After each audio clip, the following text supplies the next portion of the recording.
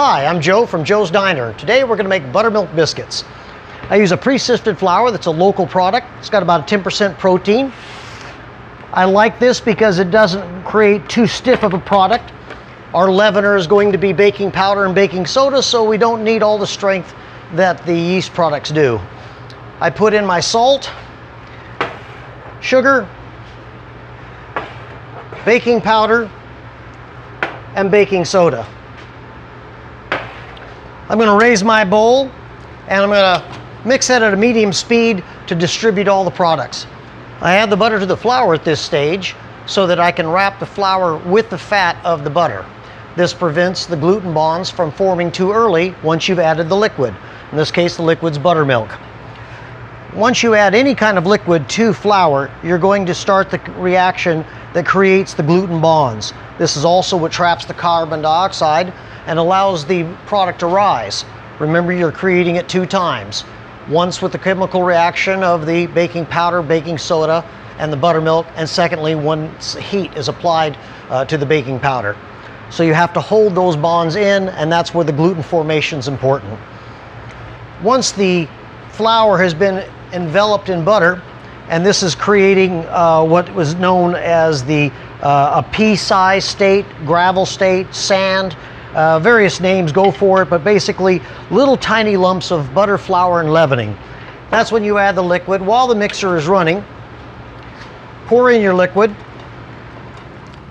moving the product around the bowl to speed the process so the liquid absorbs faster will create a much more tender product than if you allow the mixer to do all of the work.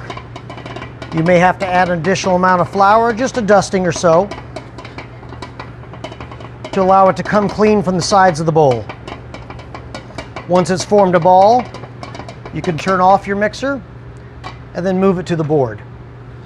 I personally use a pastry cloth. This is a piece of bleached denim that allows the suspension of the flour to keep the dough from sticking. I use a spatula to help roll the product into a ball and then set it on my counter. I have to dust my hands. As I'd said, this is a bit sticky. You're not kneading the product. All you're trying to do is create a round or flat surface in order to be able to be pressed down. Circles are good forms because they can be easily judged to be even.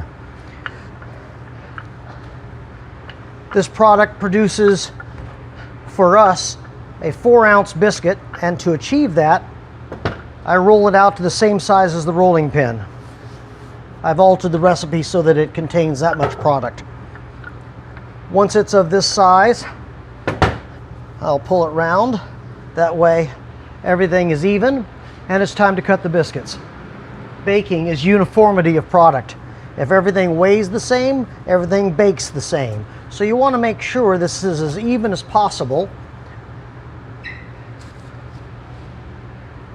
and that you're cutting them as close to the edge to maximize the yield of the initial disc of dough. There's a small hole in the side of this cutter which forces the air out. Once I press down, and when I'm picking it up, it holds the biscuit just a second so that I can release it into my hand. To help with the release, I dust it occasionally in flour. I'm going to put 24 biscuits on this pan, and containment is another aspect of rise. If you simply set the biscuits out flat on a cookie sheet and they're not touching, they won't rise as high as if they are pushing against each other.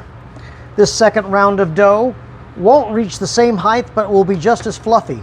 Once again, we're looking for a round form. I press it out to a universal size. Pick it up to relax, about the thickness of my thumb. Go around the perimeter.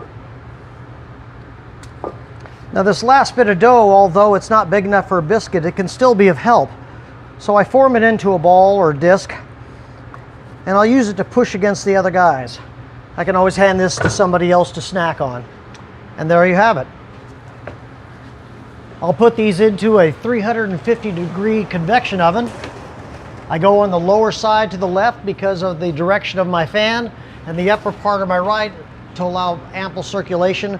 If I'm baking in a conventional oven, I would set it at about 375 degrees.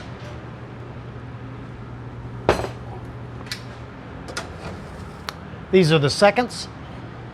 You're looking for an internal temperature of approximately 170 degrees. So dead in the center. And this ensures that the product is done all the way through. Allow the biscuits to rest. They're just too fragile right now. You'd be amazed how much sturdier they'll be in just 2 to 3 minutes. So allow the product to rest. So just a little bit of melted butter on top can soften it.